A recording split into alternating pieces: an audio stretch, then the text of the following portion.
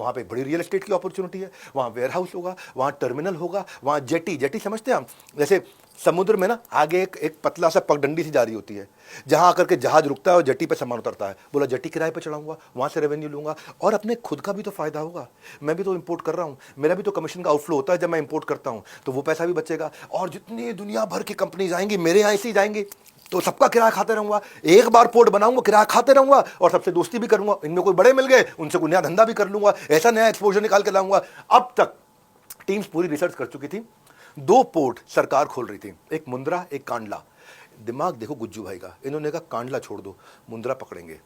और क्यों? क्योंकि मुंद्रा में ना जो समुद्र का पानी बहुत डीप है, जब डीप होगा पानी तो बड़ा जहाज आ सकता है।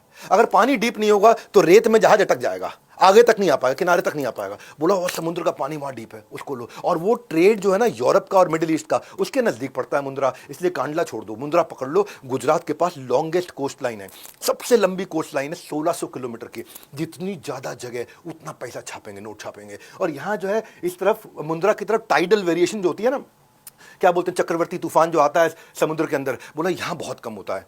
और इसी के पास में पेट्रोकेमिकल वाले बैठे हैं, टेक्सटाइल वाले बैठे हैं, दूसरे केमिकल वाले बैठे हैं। यहां पे इनका डिमांड एक्सपोर्ट इंपोर्ट बहुत हो रहा है। इनको मुंद्रा में मुद्रा दिख गई और उसी मुद्रा से इन्होंने कमाया। गौतम को समझ में आ गया कि अगर ये पीस मैं खरीद लूंगा ना तो ये पीस आगे चल के बहुत वैल्यूएबल हो जाएगा। और कैसे इन्होंने 1 रुपए एकड़ के हिसाब से किस तरह लिया उसकी भी कहानी है।